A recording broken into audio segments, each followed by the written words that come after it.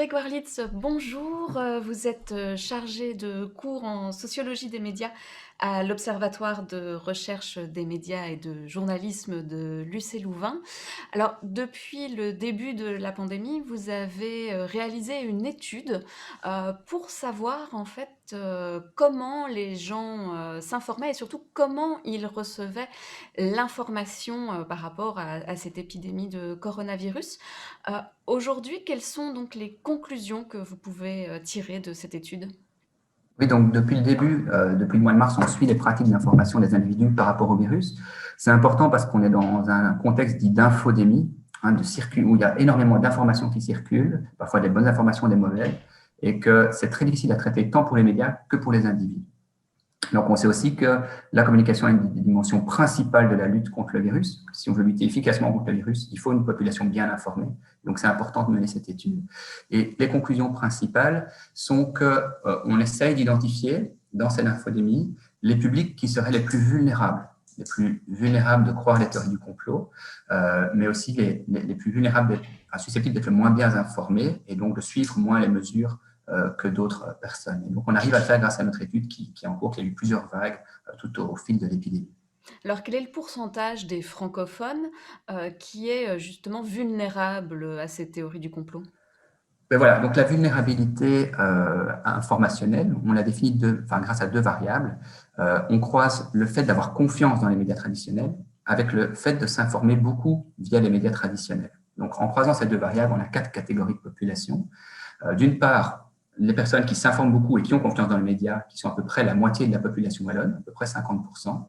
Et puis, les profils les plus vulnérables, ça va être les personnes qui n'ont pas confiance dans les médias traditionnels et qui s'informent très peu via les médias traditionnels.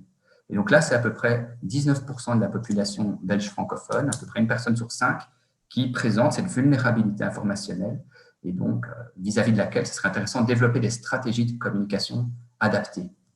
Est-ce qu'on peut avoir un profil type de ces personnes qui ne s'informent pas via les médias traditionnels? Est-ce qu'ils sont plutôt des jeunes, plutôt des hommes, plutôt des femmes?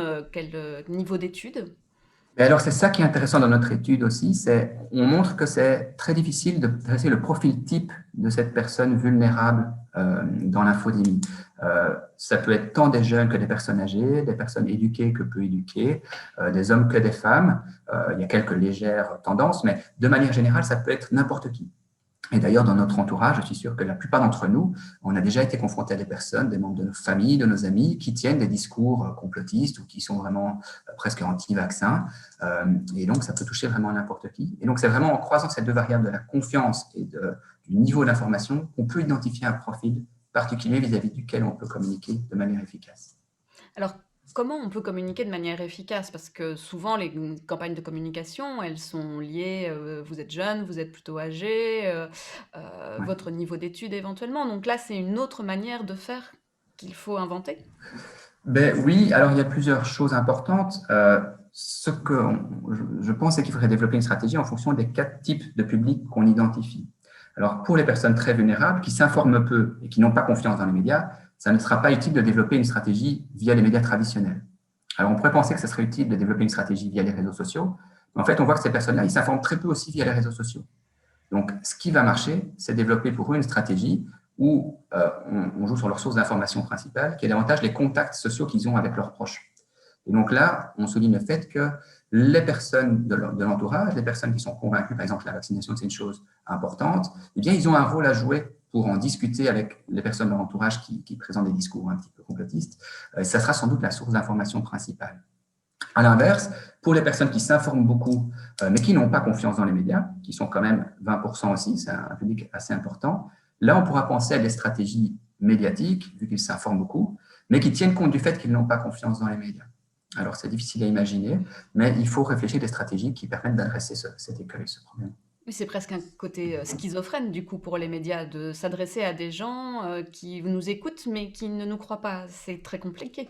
C'est très compliqué, d'autant plus que si on développe des stratégies de ce type-là, qui vont par exemple taper sur le clou pour dire que les théories du complot, ça ne marche pas, etc., ça va éveiller l'attention du groupe des personnes qui ont confiance dans les médias sur ces problèmes, par exemple, de théories du complot, et ça pourrait faire diminuer la confiance de ce groupe qui est quand même très important. Donc, c'est très compliqué, effectivement. Et c'est en réfléchissant à partir de ces 4 types de profils de vulnérabilité informationnelle, je pense, qu'on peut développer une stratégie large et qui compte aussi sur, on va appeler ça les influenceurs, les leaders d'opinion dans la société, c'est-à-dire les médecins, les professionnels de la santé qui rentrent en contact directement avec les personnes. Et il faut une stratégie qui soit complémentaire du point de vue médiatique, mais aussi du point de vue de la circulation de l'information entre les individus qui discutent les uns avec les autres. Le pouvoir de la blouse blanche, il est toujours là, malgré les différends qu'on a pu voir tout au long de cette crise, avec une science qui n'était peut-être plus le seul moyen et qui n'était pas sûre d'elle au début. Ça marche encore? Oui, oui, oui. Donc, dans toutes les sources d'informations possibles, on voit que c'est vraiment les médecins et les professionnels de la santé en qui les individus, enfin, en qui les Belges ont le plus confiance pour avoir de l'information vis-à-vis du virus. Donc ça se maintient au fil de l'épidémie.